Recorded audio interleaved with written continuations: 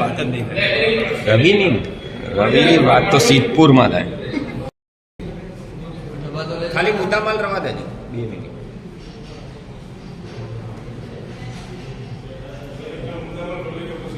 હા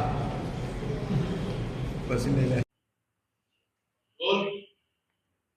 ડ્રગ્સ પકડવામાં આવ્યું કેટલા આરોપી સાથે છે, શું મદદો કરી છે, કોણ છે આરોપી અને આરોપીનો રોલ શું સામે આવ્યો?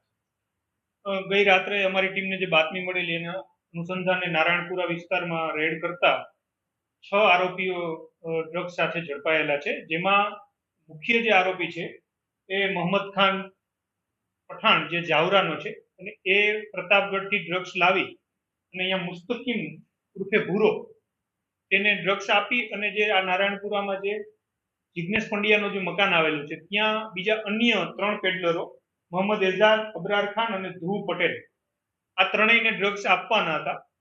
જે અનુસંધાને બાતમી મળતા અમે લોકોએ તે મકાનમાં રેડ કરતા આ 3 જે પેડલરો છે એની પાસેથી પણ ડ્રગ્સ મળેલ છે. એ ઉપરાંત જે મુસ્તકીમ છે જેને ડ્રગ્સ મગાવેલ હતું અને જે મોહમ્મદ ખાન છે જે ડ્રગ્સ લઈ આવેલ હતું પ્રતાપગઢ એ પણ પકડાઈ ગયેલ છે અને ડ્રગ્સ ગાડીમાંથી પણ બરામદ કરેલ છે અને એના પાસેના કબજામાંથી પણ કરેલ છે. અને જે જિગ્નેશ પંડ્યા છે એ પોતાનું મકાન છે એ ડ્રગ્સને પાર્ટી કરવા માટે આપતો હતો અને એ રીતે પોતે આર્થિક ફાયદો 1000 રૂપિયા જેવો મેળવતો હતો. અને જિગ્નેશ પંડ્યા અપરિણિત હોય અને પોતાને પરિવારમાં બીજું કોઈ ના હોય અહીંયા, જેથી એ આ પ્રકારની લતમાં એ પણ ફસાયેલો છે અને 40 વર્ષથી એ પણ એડિક્ટ છે.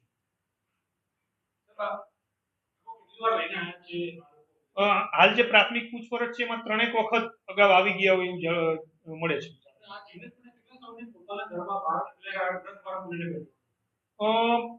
લગભગ આ ત્રીજી વાર હશે.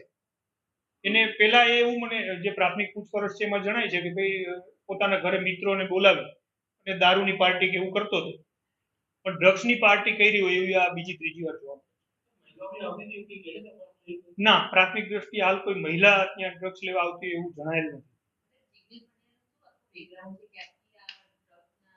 જિગ્નેશ પંડ્યા છે એ 56 વર્ષની ઉંમરનો છે, 12 ધોરણ ભણેલો છે, પણ એની જે પ્રાથમિક પૂછપરછમાં તે પોતે ગાંજાનો વ્યસની હોય એવું જણાવે છે, ગાંજો અને દારૂનો. અને ત્યાર પછી આ એકાદ વર્ષથી ડ્રગ્સના પણ પેલામાં એડિક્શનમાં આવેલો હોય અને પોતાના ઘરે અવારનવાર આ રીતે દારૂની પાર્ટી કરતા હોય અને જે આવા પેડલરોના સંપર્કમાં હોય અને આ પ્રકારે પોતાની ઘરે બોલાવી અને ડ્રગ્સનું પણ આ રીતે પાર્ટી કરવાનું પકડાઈ ગયું છે. જી,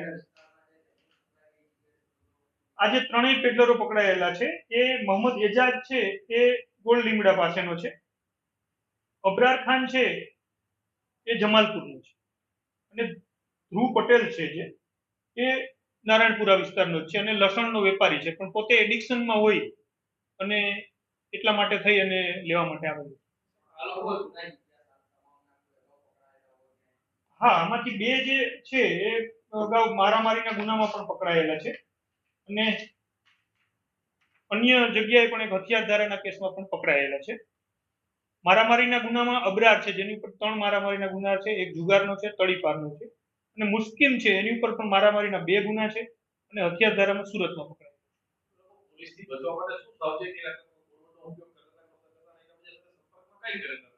મોસ્ટ ઓફ આ લોકો વોટ્સએપ કોલનો ઉપયોગ કરતા હતા કે જેથી કરીને એને ટ્રેસ આઉટ ન કરી શકાય. અને બીજું જે માહિતી છે એ એન્ડ ટાઈમે આપતા હતા કે તમે અહીંયા મળો, અને ત્યાં મળે એટલે એક જ ગાડીમાં આ લોકો બધા ભેગા થઈ અને કોઈ જે નક્કી કરેલી જગ્યા છે ત્યાં જતા હોય છે. 2 વર્ષથી સંપર્કમાં હતા.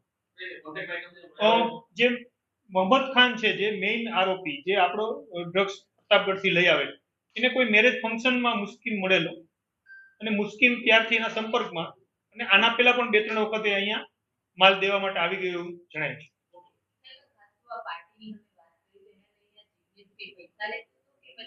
જિગ્નેશ પંડ્યાને 1000 રૂપિયા મળતા એક વખત. હાલ તો એના મિત્રો જે એના પરિચિત છે એ જણાય છે પ્રાથમિક દ્રષ્ટિએ.